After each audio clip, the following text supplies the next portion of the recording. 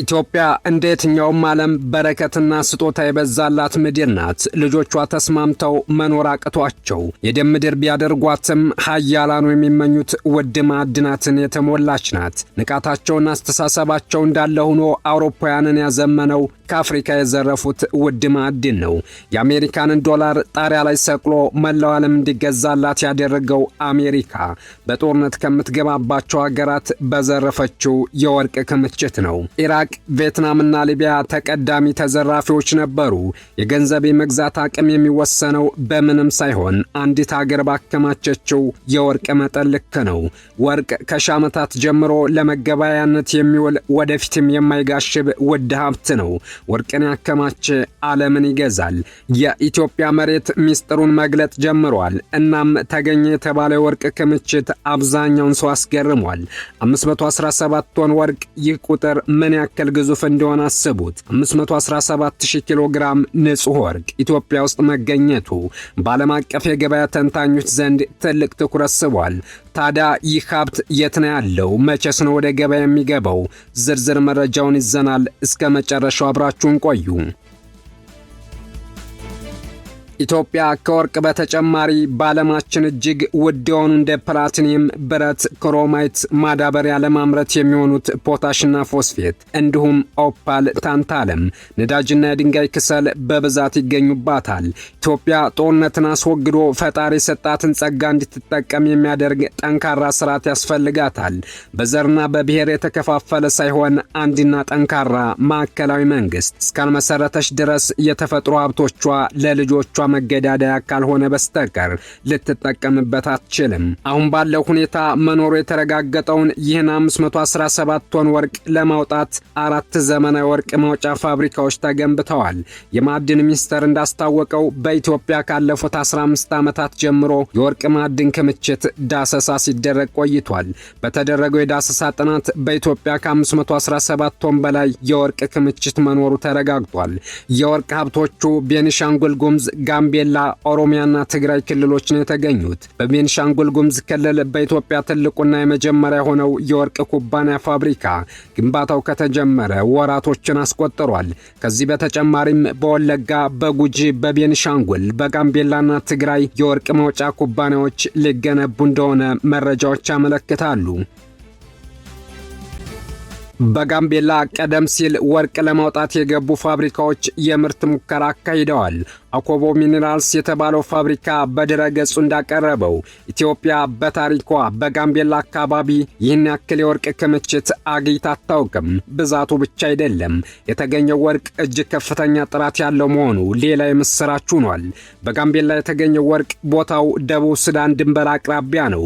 ከአዲስ አበባ 720 ኪሎ ሜትር ይርቃል። ልዩ ቦታው አኮቦ ሰገል ይባላል። ከደቡብ ሱዳን የሚርቀውም 10 ኪሎ ሜትር ብቻ ነው። የደቡብ ሱዳን ታጣቂዎች በተደጋጋሚ ለመቆጣጠር ሙከራ ሲያደርጉ እንደቆዩም መረጃዎች ያመለክታሉ። ጋምቤላ ላይ የተገኘውን ወርቅ ልዩ የሚያደርገው 10 ኩንታል ድንጋይ ቢፈለጥ 21 ግራም በላይ ወርቅ ይገኝበታል መባሉ ነው። እያንዳንዱ 10 ኩንታል የአኮቦ ድንጋይና አፈር 75000 ብር ያወጣል። በኢትዮጵያ እስካሁን ባለው የወርቅ ማምረት ታሪክ 10 ኩንታል ድንጋይ ተፈልጦ ከ2 እስከ 3 ግራም ወርቅ ከተገኘ እጅግ በጣም ትርፋማ ነው ሲባል ነበር። አሁን አኮቦ ሰገል ላይ የተገኘው ወርቅ ክምችት ግን ከ10 ኩንታል ድንጋይና አፈር በትንሹ 21 ግራም ወርቅ ይገኛል። ይህም ማለት በየ9 ሜትር ስፋትና 140 ሜትር ጥልቀት በአማካኝ እስከ 10 ኪሎ ግራም ወርቅ ሊወጣ ይችላል ማለት ነው። የተገኘው ወርቅ እጅግ በጣም ንጹህ የሚባለውና አንደኛ ደረጃ ላይ የሚቀመጠው ነው። ለሙከራ በተደረገ የማውጣት ስራ በአጭር ጊዜ እስከ 5 ኪሎ ግራም ወርቅ ወጥቷል። አኮቦ ሚኒራልስ በጋምቤላ ክልል ሰገሌ በተባለ አካባቢ ላለፉት 13 ዓመታት ከፍተኛ ጥናት ሲያካሂድ ቆይቷል። መቀመጫውን ስካንዲኔቪያ ሀገሮች ውስጥ ያደረገው አኮቦ ሚኒራልስ በሰገሌ አካባቢ ያገኘውን ከፍተኛ ምርት አምርቶ የሙከራ ሽያጭ ጀምሯል። አኮቦ ሚኒራልስ በጋምቤላ ከወርቅ ፍለጋ ወደ ማምረት በተሳካ መንገድ ከተጓዙ ጥቂት ኩባንያዎች መካከል አንዱ እንደሚያደርገውም የኦል አፍሪካ ዘገባ አመልክቷል። የአኮቦ ሚኒራልስ መግለጫ በጋምቤላ ክልል አኟክ ዞን ዲማ ወረዳ የሚገኘው የሰገሌ ማዕድን በዓለማችን ከፍተኛ ወርቅ ሀብት ካላቸው ቦታዎች አንዱ እንደሆነና በአማካኝ በቶን 22.7 ግራም ወርቅ እንደሚገኝበትም አብራርቷል። ይህ በጋምቤላ ብቻ የተገኘው ነው። በአጠቃላይ በደቡብ ምዕራብና ማዕከላዊ እንዲሁም ሰሜን ኢትዮጵያ ከ517 ቶን በላይ የሚመዝን የወርቅ ክምችት በፍለጋ ተገኝቷል። ወርቅ የአንድ ሀገር ገንዘብ የጀርባ አጥንት ነው። ብዙ ወርቅ ካለን የብር የመግዛት አቅም ይጠነክራል፣ የውጭ ምንዛሬም ይጨምራል፣ ኑሮና ኢኮኖሚም ይሻሻላል። መቼም የማይቀንስ ነው። መቼም ዋጋው የማይወርደው የምድራችን ውዱ ንብረት ወርቅ ነው። በዓለማችን በየዓመቱ እስከ 400 ቶን ወርቅ ከምድር ውስጥ ተቆፍሮ ይወጣል። አሁን ላይ የሰው ልጅ ወርቅ የማውጣት አቅሙ ከምንጊዜውም በበለጠ ከፍተኛ ደረጃ ላይ ደርሷል። ዘርፉ ባለሙያዎች እንደሚሉት በምድር ውስጥ ተከማችቶ የሚገኘውን ወርቅ መጠን ለመገመት ሁለት መንገዶችን መጠቀም ይቻላል ይላሉ። የመጀመሪያው በአሁኑ ሰዓት በምርምርና በፍለጋ የተገኘውና እየወጣ ያለው ሲሆን፣ ሁለተኛው ደግሞ እስካሁን ድረስ ስለመኖሩ የሰው ልጅ የማያውቀው የወርቅ ክምችት ነው።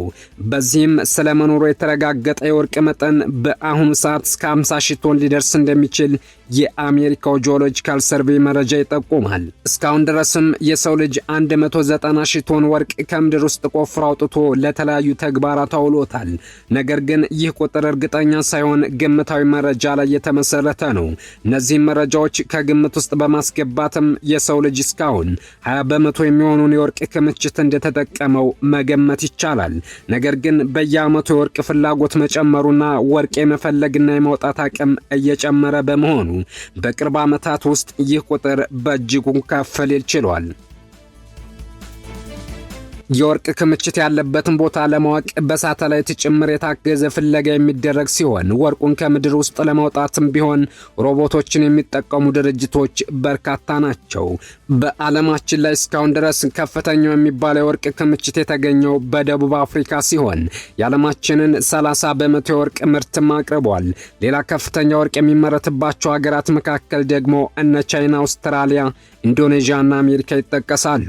በአሁኑ ሰዓት ቻይና የዓለማችን ቁጥር 1 የወርቅ አምራች ስትሆን እንደ ካናዳ፣ ሩሲያና ፔሩም ቢሆኑ ከፍተኛ አምራች ከሚባሉት ውስጥ የሚካተቱ መሆናቸውን የዓለም ወርቅ ካውንስል መረጃ ይጠቁማል።